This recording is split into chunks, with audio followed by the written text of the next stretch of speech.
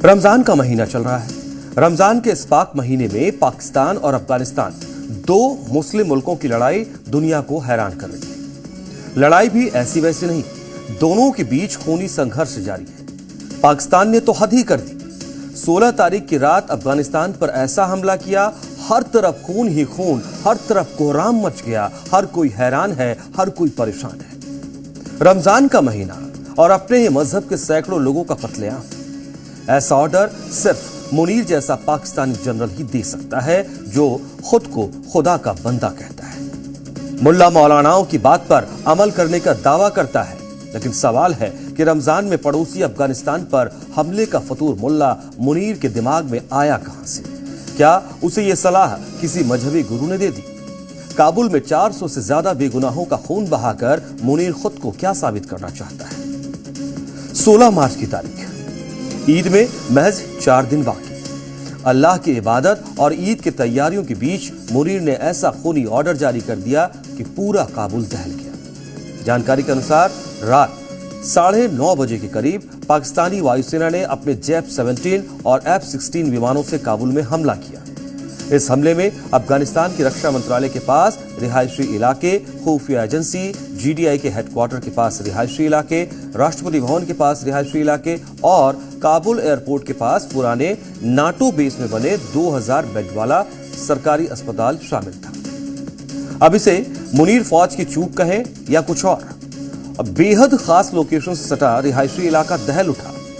पाकिस्तानी वायुसेना के भारी पेलोड के इस्तेमाल से रक्षा मंत्रालय और GDI के हेडक्वार्टर के पास पूरा आसमान आग से भर गया।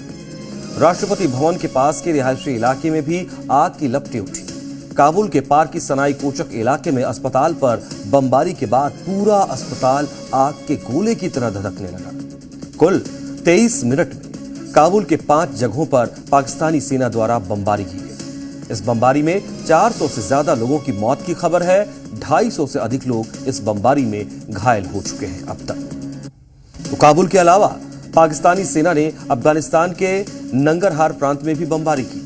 इसमें फिलहाल किसी के मारे जाने या घायल होने की सूचना नहीं मिली है। काबुल में फिलहाल रेस्क्यू ऑपरेशन चल रहा है और अस्पताल समेत रिहायशी इलाकों से लाशों और दबे हुए जो लोग हैं उनको निकालने का काम चल रहा है। रमजान में हमले की तारीख से भी ज्यादा भयावह हमले की टाइमिंग है।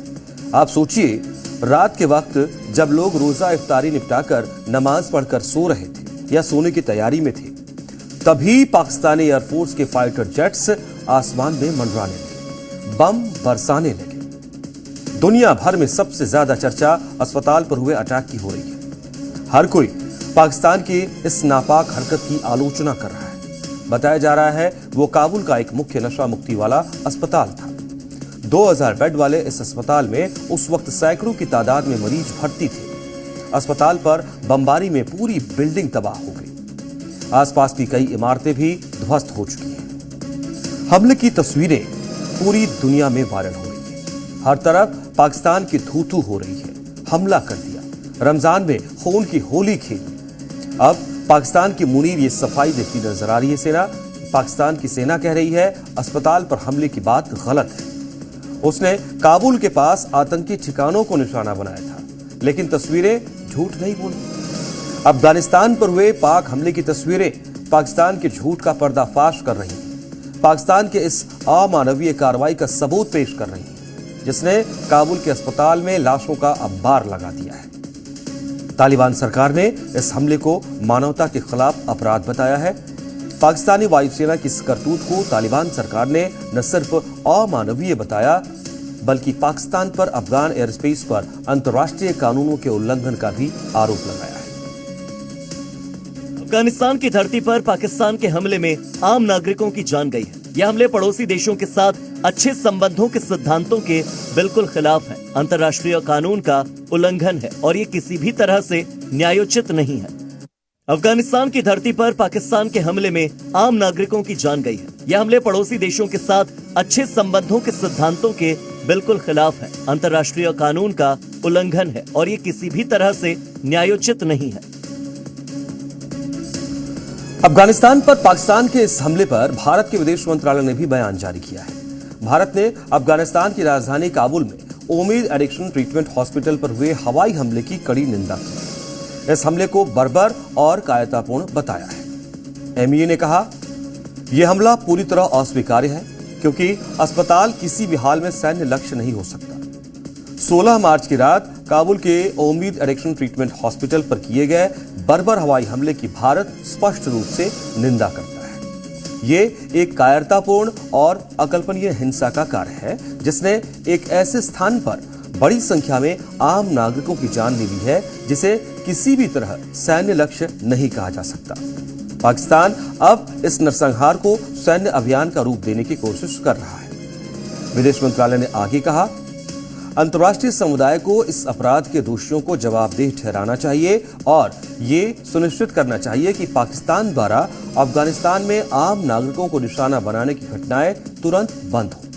भारत शोक संतप्त परिवारों के प्रति गहरी संवेदना व्यक्त करता है, घायलों के शीघ्र स्वस्थ होने की कामना करता है और इस दुखद समय में अफगानिस्तान के लोगों के साथ एकजुटता जताता है। हम अफगानिस्तान की सार्वभौमता और क्षेत्रीय अखंडता के प्रति अपना अटूट समर्थन भी दोहराते हैं। ये तो तय मानिए, अफगानिस्तान के साथ पूरी लड़ाई में पहली चिंगारी जनरल मुनीर ने ही भड़काई है। जैसे वो पाकिस्तान में अपने दम पर सेना और शासन का कंट्रोल चाहता है, वैसे ही तालिबान सरकार को भी डिक्टेट करना चाह रहा था। मुनीर की अगुवाई में जिस तरह पाकिस्तान की पूरी सत्ता और सेना अमेरिका के पिट्ठू बनी हुई है, वैसा ही गुलाम वो तालिबानी सरकार को भी बनाना चाहता था। लेकिन अमेरिका से खार खाए तालिबान सरकार को यह मंजूर नहीं था। लिहाजा मुनीर ने सेना के जरिए अफगान बॉर्डर पर नाकेबंदी शुरू कर दी। अफगानिस्तान को जाने वाली रसद और बॉर्डर इलाके का पूरा व्यापार बंद हुआ तो तालिबान ने विरोध किया। बॉर्डर पर नाकेबंदी हटाने को लेकर विवाद देखते ही देखते जंग में बदल गई। लड़ाई मुनीर की सेना ने शुरू की थी, लेकिन अफगानी बॉर्डर से लेकर खैबर पख्तूनख्वा प्रांत तक एक्टिव तहरीके तालिबान के लड़ाकों ने अफगानी सैनिकों के साथ पलटवार शुरू कर दिया तो पाकिस्तान की पूरी सेना सिर पर पांव उठाए भाग खड़ी हुई। और आज की तारीख में पाकिस्तान का पूरा उत्तरी पश्चिमी इलाका तालिबानी लड़ाकों और अफगानी सैनिकों के कब्जे में है। यानी लड़ाई में अफगान लड़ाकों का पलड़ा भारी है। शायद यही वजह है पाकिस्तानी सेना इसका बदला अफगानिस्तान में घुसकर बेकसूरों के खून बहाकर लेना चाह रही है। काबुल के अस्पताल को निशाना बनाया। इससे पहले कई रिहायशी इलाकों पर सर्जिकल स्ट्राइक के नाम पर पाकिस्तानी सेना ने बेकसूरों का खून बहाया। ये सारे हमले इसी रमजान के दौरान के हैं।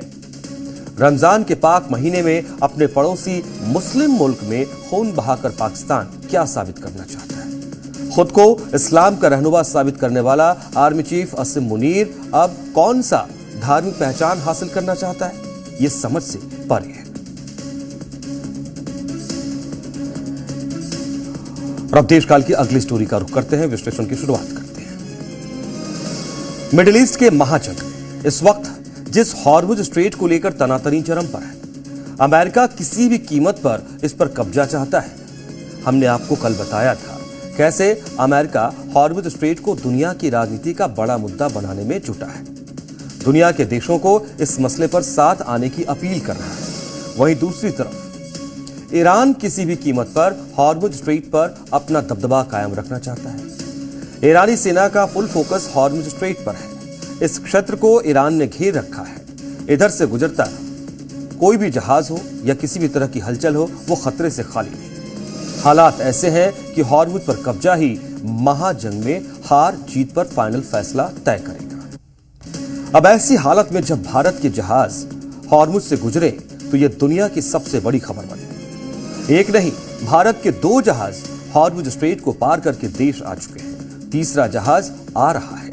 हॉर्मुज से सीना तान कर गुजरते भारत के टैंकर्स की तस्वीरें एक तरफ दुनिया को हैरान कर रही हैं, तो वहीं दूसरी तरफ भारत के परेशान लोगों को राहत का एहसास करा रही हैं। क्योंकि ये टैंकर्स एलपीजी गैस लेकर भारत आए हैं, जिसे लेकर भारत में संकट की स्थिति बनी हुई है। दोनों जहाजों 90,000 से अधिक मीट्रिक टन एलपीजी गैस है और ये लेकर जहाज आ चुके हैं, जो करीब 70 लाख परिवारों को राहत देने का काम करेंगे। यह आंकड़ा पहले शिवालिक आया, फिर नंदा आया। पश्चिम एशिया में संघर्ष के केंद्र हॉर्मुज स्ट्रेट से इन जहाजों का गुजरना बड़ी बात माना गया। ये आसान काम तो नहीं था, ये जान हथेली पर लेकर चलने जैसी बात थी। एक तरफ ईरान तो दूसरी तरफ अमेरिका की मिसाइलों की तैनाती। कहीं से भी किसी का भी मिसाइल आकर टकरा सकता था। ईरान ने तो सीधी धमकी दे रखी है, बिना उनकी अनुमति के हॉर्मुज से कोई जहाज नहीं गुजरेगा। पानी के नीचे भी ईरान ने माइंस का जाल बिछा रखा है। ऐसी खतरनाक परिस्थिति में भारत के जहाज सही सलामत निकले, ये नजारा दुनिया ने देखा। इसे भारत की बड़ी कूटनीतिक जीत माना गया। दिल्ली और तेहरान के बीच एक समझौते के बाद इन दोनों टैंकरों को हॉर्मुज स्ट्रेट से सुरक्षित गुजरने की अनुमति दी गई। ईरान संघर्ष के चलते पिछले लगभग 2 हफ्तों में यह स्ट्रेट ज्यादातर बंद रहा। भारत ने एक बड़ी शुरुआत कर दी। आने वाले समय में शायद कुछ और देश इस डिप्लोमेटिक पैटर्न को अपनाते दिख सकते हैं। कच्चे तेल से लदा एक और भारतीय जहाज जगलाडकी भी भारत की ओर बढ़ रहा है, जो 81,000 टन कच्चा तेल लेकर आ रहा है। 14 मार्च को यह जहाज संयुक्त अरब अमीरात से निकला है। यह भी बताया जा रहा है कि जब इस पर तेल लोड किया जा रहा था, उसी वक्त एक संदिग्ध ईरानी ड्रोन से हमला हो गया था। यह 14 मार्च की ही घटना है। गनीमत रही, इस हमले में जगलाडकी को कोई नुकसान नहीं हुआ। ईरान के हॉर्मुज स्ट्रेट और आसपास के क्षेत्रों की निगरानी के लिए भारतीय नौसेना के युद्धपोत लगातार उस इलाके की गश्त कर रहे हैं। इंडियन नेवी के वॉरशिप खाड़ी के युद्ध क्षेत्र के बाहर अरब सागर में भारतीय जहाजों और टैंकरों को एस्कॉर्ट करके अपने देश की ओर लाने में जुटे हुए हैं। इस तरीके से ये आ रहे हैं शिप्स।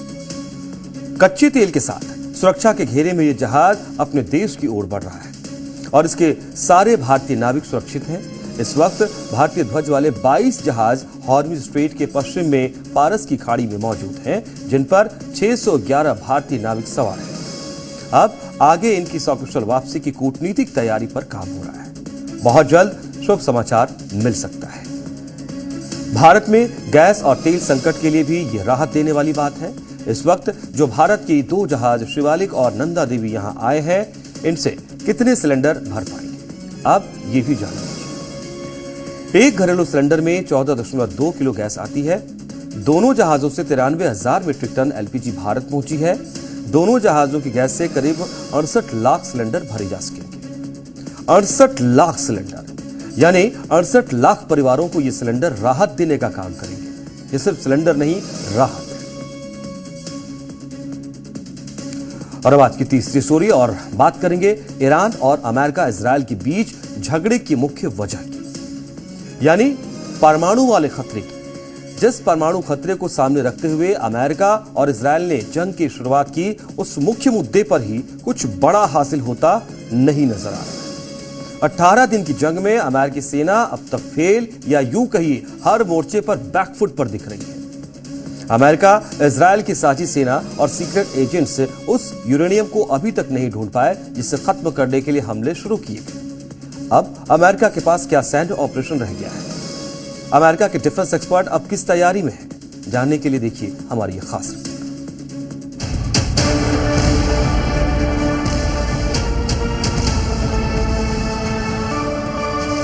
पिछले साल जून से लेकर अब तक ट्रंप दर्जनों बार ये दावा कर चुके हैं कि वो ईरान के परमाणु ठिकाने नष्ट कर चुके हैं, उसकी सैन्य शक्ति को ध्वस्त कर चुके हैं।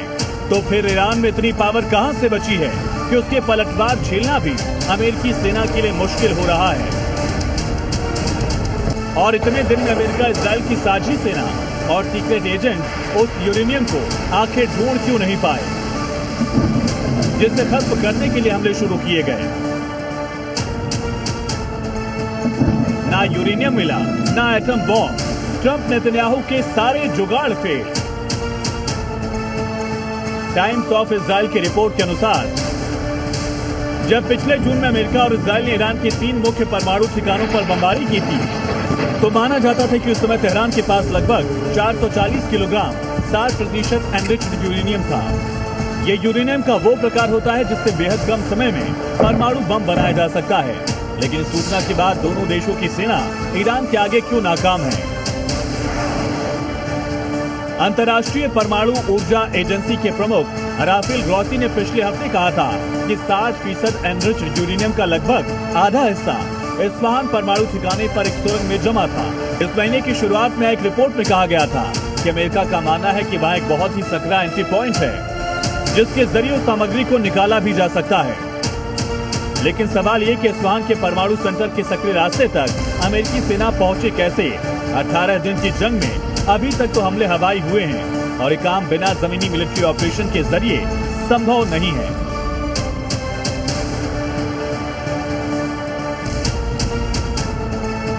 तो क्या ट्रंप आने वाले दिनों में ईरान पर जमीनी हमला करेंगे?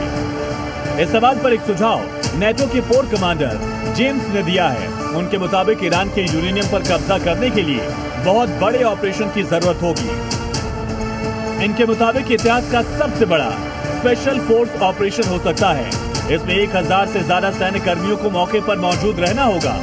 सैन्य इंजीनियर को खदानों और बूबी ट्रैप की जांच के बाद मलबे को खोदकर हटाना होगा। बरामद सामग्री को देश से बाहर ले जाने के लिए एक स्थानीय हवाई अड्डे की जरूरत होगी। इस दौरान स्पेशल फोर्सेस पर ड्रोन और मिसाइलों से हमला हो सकता है। इससे बचाव के लिए जमीनी सेना और विमानों की जरूरत होगी।